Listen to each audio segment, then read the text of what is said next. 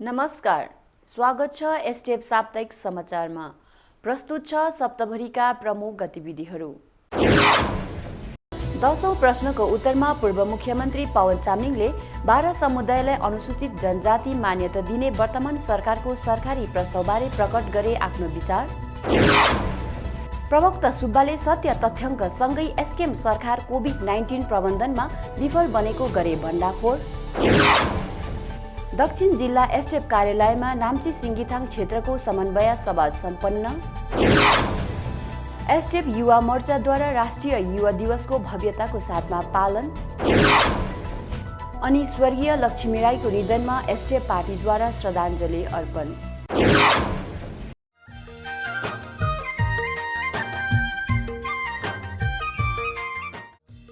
I dedicate this award to the great people of Sikkim and my country, India.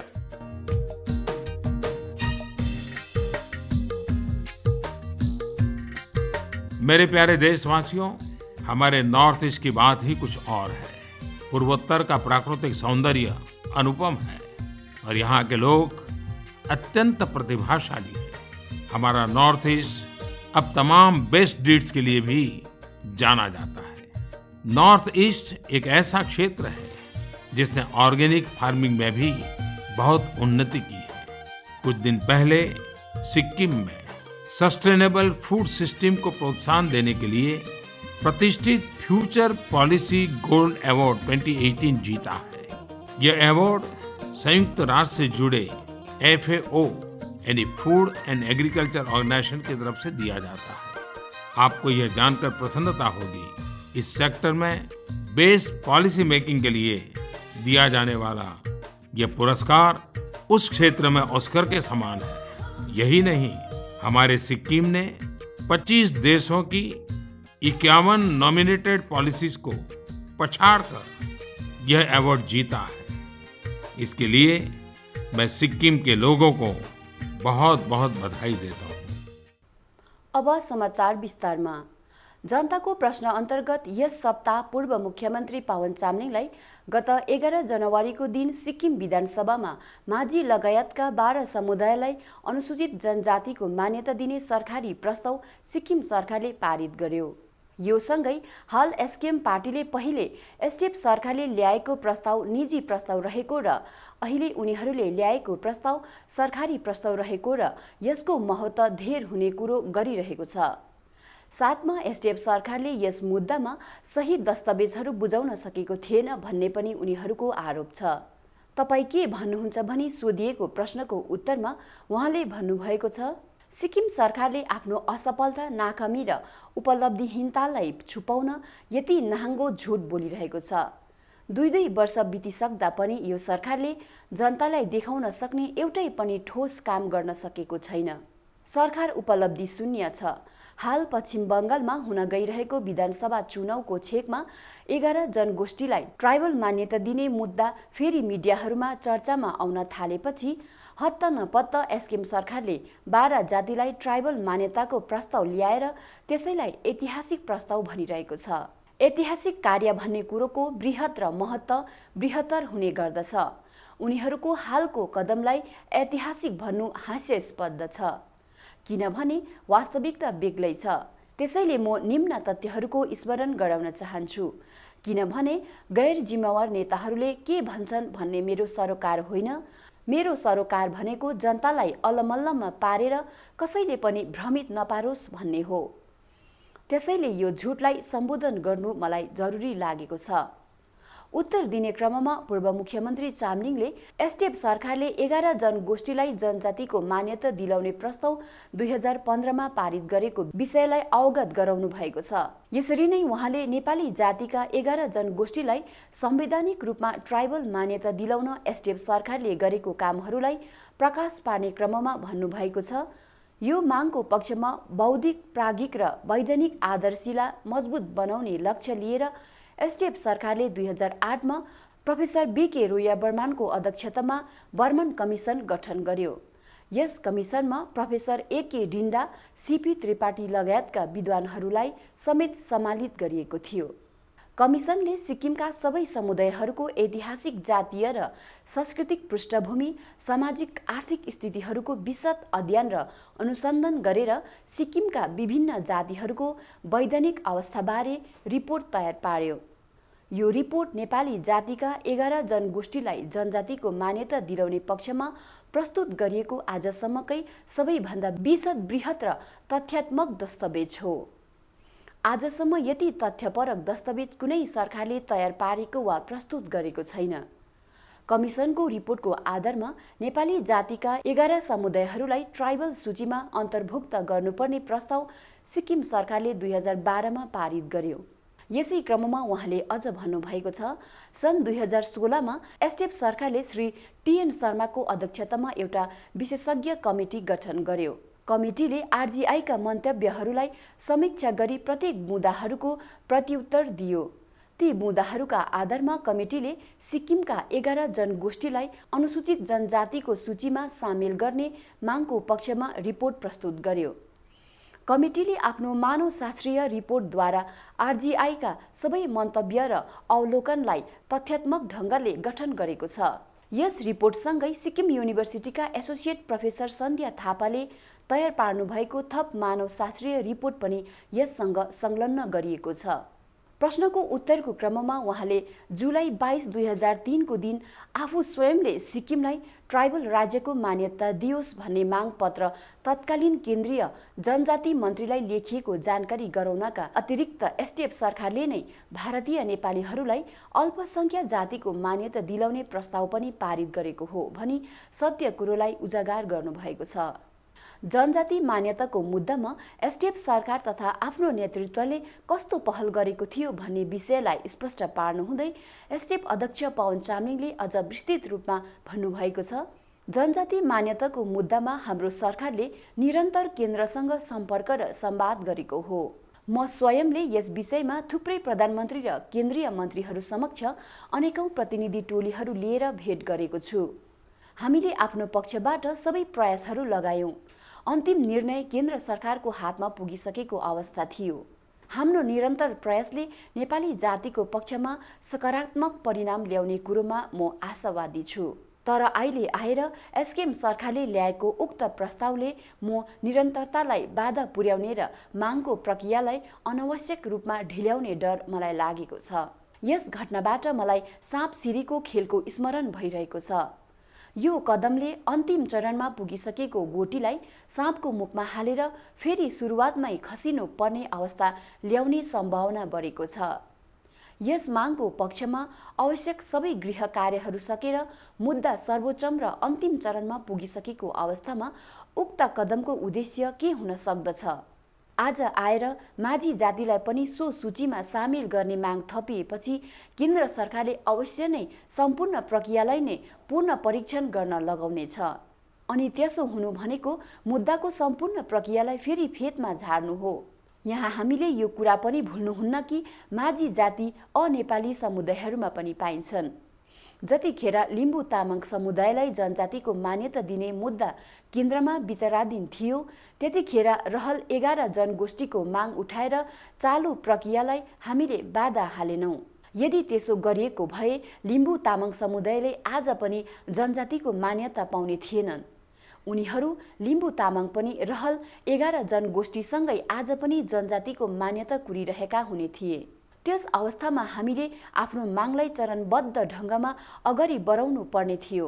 त्यसैले आजको सन्दर्भमा सिक्किम सरकारले माझी जातिको लागि अलग्गै चरणमा जनजातिको माग गर्नुपर्ने थियो। तपाईहरूलाई म स्मरण गराउन चाहन्छु कि लिम्बू तामाङ समुदायलाई सिक्किम विधानसभामा सिट आरक्षण दिने माग अन्तिम चरणमा पुगेको अवस्थामा सुप्रिम कोर्टमा मुद्दा हालिएकोले त्यो आजसम्म पनि लम्बित रहेको छ। यो मुद्दा हाल्ने षड्यन्त्र एसकेएम पार्टीको थियो र अहिले आएर 11 जनगोष्ठीलाई जनजाति बनाउने मुद्दा पनि उनीहरूको त्यही षड्यन्त्रमा परेको छ। पूर्व मुख्यमन्त्री चामलिङले उत्तरको अन्त्यमा एकजना जनप्रतिनिधिको रूपमा म सिक्किम सरकारलाई प्रश्न गर्न चाहन्छु, अहिलेको अवस्थामा उक्त प्रस्ताव र मागको औचित्य के हो र त्यसलाई पूरा गर्ने एसकेएमसँग के फर्मुला छ भनी प्रश्न पनि गर्नुभएको छ। सिक्किम प्रजातान्त्रिक मोर्चा पार्टीका प्रमुख प्रवक्ता एमके सुब्बाले 13 जनवरीको दिन पार्टी मुख्यालयमा लाइभ भिडियो कन्फरेन्सद्वारा सिक्किम सरकारको हेलचेक्राइपूर्ण कार्य प्रणालीलाई उदाङ्गो पार्नु भएको छ। उहाँले विशेष रूपमा कोभिड-19 नियन्त्रण रणनीतिमा राज्य सरकारको कमी कमजोरीलाई प्रष्ट पार्नु भएको छ। भारत सरकारद्वारा अधिसूचित आपन्द प्रबन्धन अधिनियम 2005ले कोभिड-19 महामारीसँग लड्नको निम्ति राज्यले आपन्द प्रतिक्रिया कोष एसडीआरएफबाट अधिक धनराशि खर्च गर्न सकिने प्रावधान हुँदाहुँदै पनि सिक्किम सरकार कोभिड-19 विरुद्ध लड्न असक्षम बनेको सत्यतालाई तथ्यसहित प्रकाश पार्नु भएको छ। उहाँले एसडिएफ पार्टीले 2020 को मार्च महिनामा नै सिक्किम सरकारलाई सबै निर्धारित दिशानिर्देशन मानक सञ्चालन प्रक्रिया एसओपीलाई सबल ढङ्गमा लागू गर्ने सुझाव दिएको तथा कोभिड-19 परीक्षण प्रयोगशालाको सुविधा समर्पित कोभिड अस्पताल र गैर कोभिड अस्पताललाई छुट्याएर उचित अन्य सुविधाहरू राज्यमा उपलब्ध गराउने एसडिएफ पार्टीद्वारा राखिएको मागलाई पनि स्मरण गराउनु हुँदै सिक्किम सरकार कोभिड-19 नियन्त्रण सम्बन्धित सबै दिशानिर्देशन तथा एसओपीलाई लागू गर्न विफल बनेकै कारण सिक्किममा कोभिड-19 को संक्रमण अधिक बढेर आजसम्म 129 जना सिक्किमेली जनताले ज्यान गुमाउनु परेको सत्यतालाई उजागर गर्नुभएको छ। लाइभ भिडियो कन्फरेन्सद्वारा एसडिएफ प्रवक्ता सुब्बाले सिक्किम सरकारको अनेकौं कमी कमजोरीलाई तथ्याङ्क सहित विस्तृत रूपमा प्रकाशमा ल्याउनु भएको छ।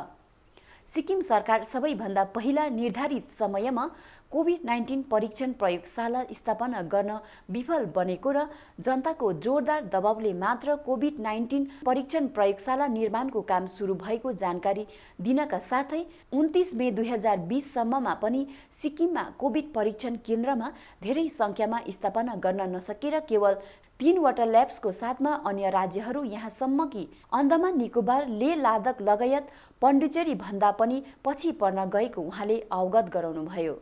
यसरी नै सिक्किममा ल्याब्स पर्याप्त रूपमा उपलब्ध नभएको कारण आरटीपीसीआर मसिन लगायत CFX 96 touch real time PCR detection CFX 96 4D real time PCR RNA extension COVAX पनि टेस्टिङ किटको रूपमा आएको जानकारी दिनुहुँदै प्रवक्ता सुब्बाले सिक्किममा आधारभूत आवश्यकताको ढाँचालाई स्थापित गराउनका निम्ति भारत सरकारले कोभिड-19 आपतकालीन प्रतिक्रिया र स्वास्थ्य प्रणालीको तयार प्याकेजको समर्थन गरिएको तर आर्थिक मन्दीको बेला पनि देशभरिमा सिक्किममा मात्र एसकेएम सरकारले आरटीपीसीआर परीक्षण शुल्क 3500 रुपैयाँ उठाएकोमा आश्चर्य कुरो हो भन्नुभएको छ। सिक्किम सरकार कोभिड-19 परीक्षण गराउन र सिक्किमलाई कोभिड-19 मुक्त राज्य बनाउन विफल बनेको विषयलाई स्थापित गराउने क्रममा प्रवक्ता सुब्बाले भन्नुभयो, जब जुलाईको अन्तिम सप्ताहमा यहाँ 700 भन्दा ज्यादाले परीक्षण गर्न पुगे त्यही बेला भाइरस फैलिनुको कारणले कोभिड-19ले पहिलो मृत्यु भयो।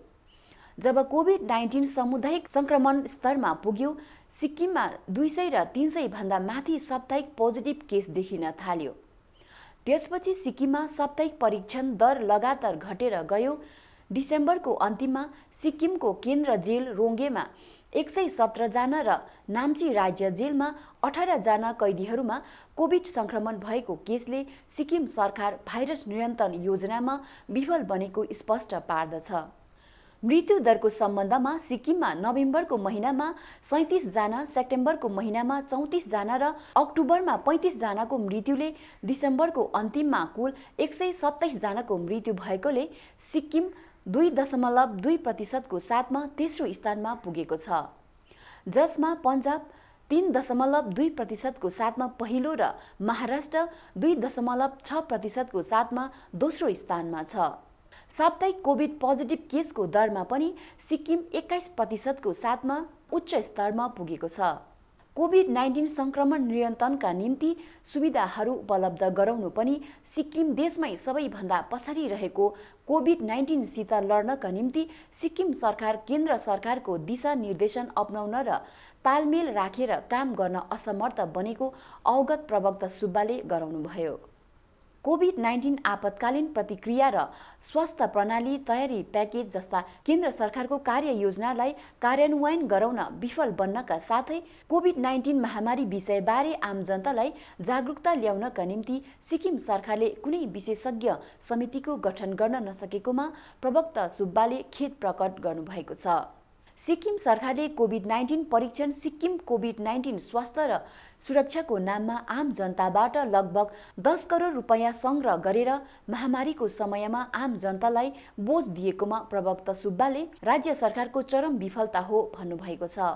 यसका साथै उहाँले आइसिएमआरले 30 मे 2020 को प्रारम्भमा सिक्किमको जनसङ्ख्यामा कोरोना जोखिमलाई मापन गर्न ज्यानमा सेरोस्वरी सञ्चालन गर्ने आदेश जारी गरे पनि एस्किम सरकारले आजसम्म सिक्किममा यस प्रकारको परीक्षण गरेको छैन भनी अर्को सत्यतालाई प्रकाशमा ल्याउनु भएको छ। इङ्ल्यान्डमा SARS-CoV-2 भाइरस नयाँ लक्षणको साथमा उदय भएको जो भारतमा पनि तीव्र गतिमा फैलिरहेछ भनी सिक्किम सरकारले आम जनताको जीवनलाई सुरक्षित राख्नु सुनिश्चित गर्न अत्यन्तै जरुरी रहेको पनि बताउनुभयो। यसरी नै टीकाकरण अभियान सुरु गर्ने सम्बन्धमा सिक्किमले भारत सरकारको स्वास्थ्य र परिवार कल्याण मन्त्रालयद्वारा जारी निर्धारित दिशानिर्देशन अर्थात् कोभिड-19 भ्याक्सिन परिचालन दिशानिर्देश तथा कोभिड-19 सञ्चार रणनीतिलाई पालन गर्न राज्य सरकारलाई सुझाव दिनका साथै विभिन्न वर्गका सबै जनताले समयमा कोभिड-19 भ्याक्सिन लगाउन पाउनुपर्छ भनी माग पनि राख्नु भएको छ। भिडियो कन्फरेन्सको अन्त्यमा प्रवक्ता सुब्बाले एस्किम सरकार राज्यमा कोभिड-19 प्रबन्धन गर्न विफल बनेको विषयमाथि सत्य तथ्याङ्कको आधारमा विस्तृत रूपमा प्रतिवेदन तयार पारी भारत सरकारलाई पठाउने जानकारी पनि दिनुभएको छ। एसटिएफ साप्ताहिक समाचारमा यो छोटो विश्राम।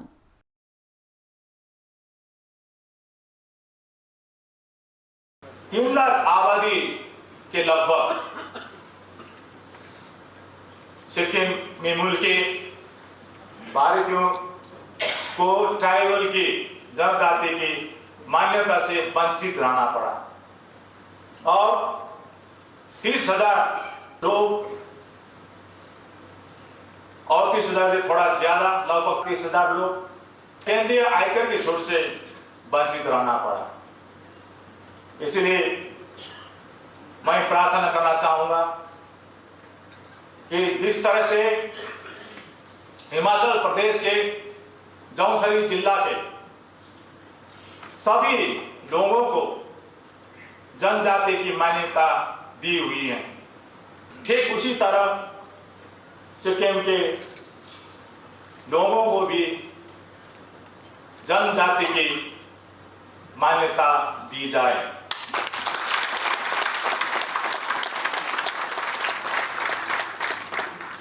और केंद्रीय कर से वंचित रहे लगभग 30,000 आबादी के लिए केंद्रीय कर की छूट दी जाए।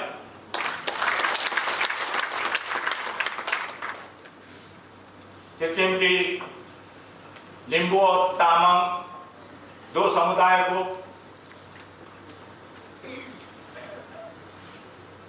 अटल बिहारी वाजपेयी साहब की सरकार ने जनजाति की मान्यता दी हुई है, लेकिन अभी तक उन लोगों के लिए सिक्किम विधानसभा में सीट की सुरक्षा नहीं मिली है। इसलिए मैं प्रार्थना करना चाहूंगा कि लिंबू तामांग समुदाय के लिए सिक्किम विधानसभा में सीट की सुरक्षा दी जाए।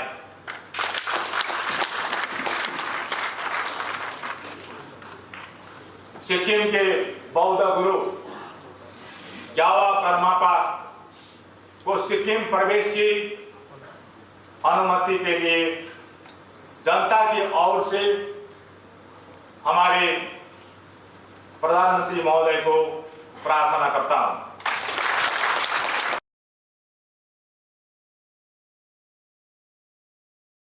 पवन जी ने जितनी बातें उसमें राज्य को रुपये दो, इतने पैसे दो, ऐसी कोई बात नहीं।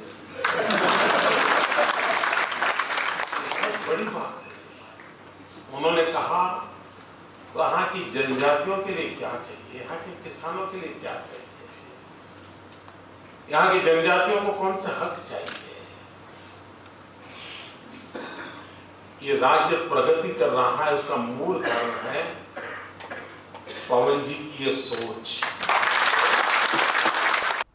यो छोटो विश्रामपछि यहाँहरूलाई पुनः स्वागत छ।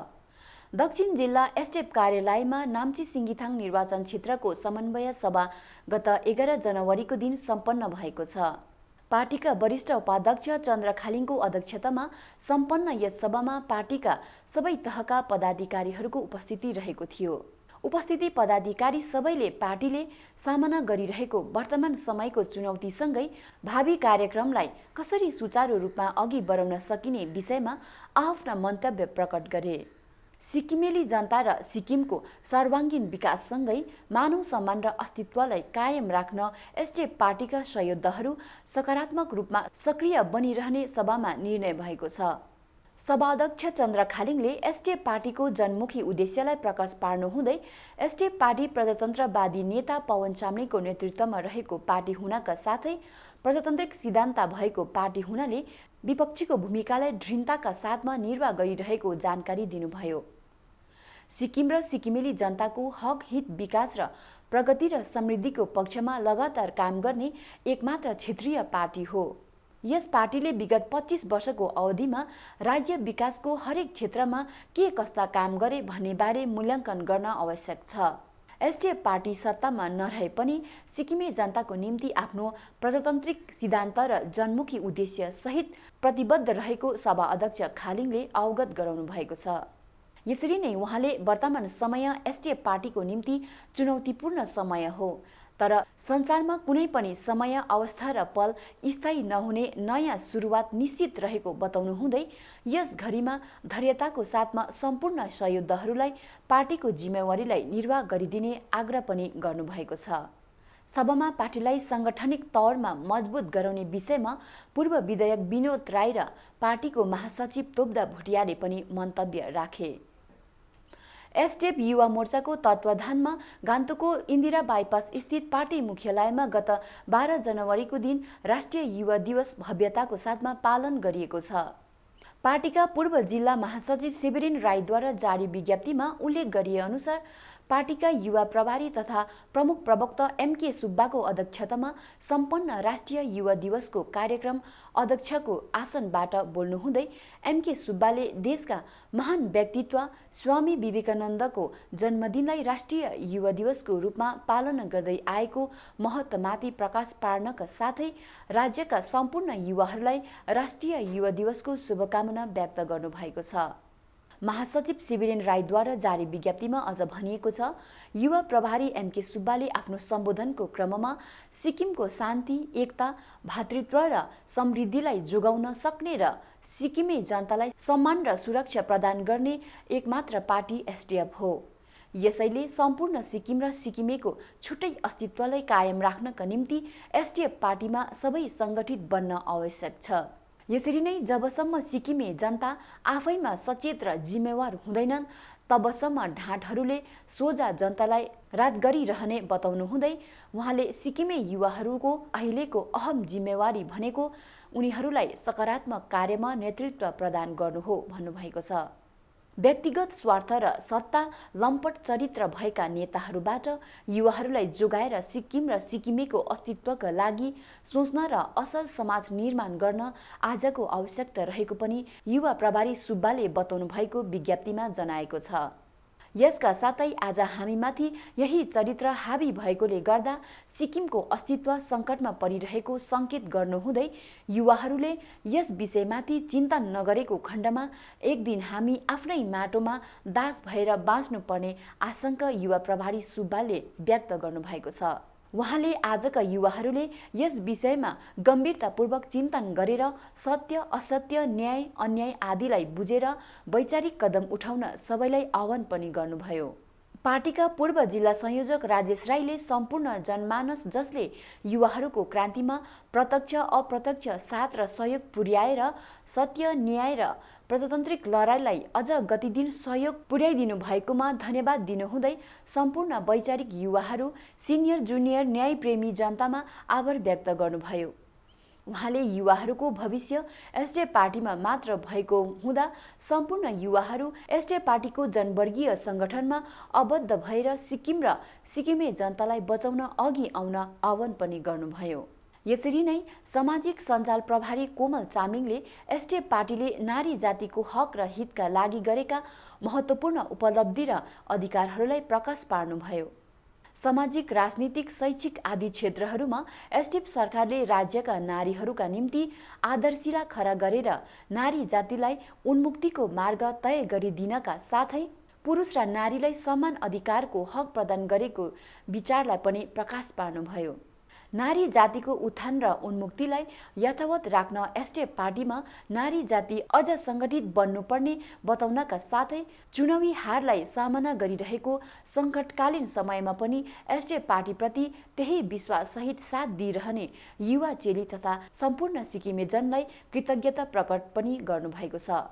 कार्यक्रममा युवा मोर्चा सचिव प्रकाश लीले सम्पूर्ण सिक्किमे युवाहरूलाई सत्य र न्यायको साथमा दृढतापूर्वक उभिएर निडरतापूर्वक जनताको आवाज भएर काम गरिएकोमा धन्यवाद ज्ञापन चढाए भने युवा मोर्चा उपसंयोजक सन्दीप राईद्वारा कार्यक्रम सञ्चालन गरिएको विज्ञप्तिमा जनाएको छ। पूर्व सिक्किम स्थित अप्पर पाचक निवासी भूपाल राईका स्वर्गीय पत्नी लक्ष्मी राईको आकस्मिक निधनमा एसडिएफ पार्टीले संवेदना प्रकट गरेको छ। गत 12 जनवरीको दिन एसडिएफ पार्टीको प्रतिनिधि टोलीले स्वर्गीय लक्ष्मी राईको परिवारसित भेटघाट गरी संवेदना प्रकट गर्नका साथै स्वर्गीय राईलाई श्रद्धाञ्जली अर्पण गरेको छ। एसडिएफ प्रतिनिधि टोलीमा पूर्व विधायक बीबी राई, पार्टीका प्रवक्ता जेबी दर्नाल, उपाध्यक्ष एलएम भट्टराई, सन्दीप राई, प्रशासन महासचिव देव गुरुङ, महासचिव किशोर खड्का, सामाजिक सञ्जाल प्रभारी कोमल चामलिङ आदिको उपस्थिति रहेको थियो। एसडिएफ साप्ताहिक समाचारमा आजलाई यति नै। हेर्दै गर्नुहोला एसडिएफ साप्ताहिक समाचार।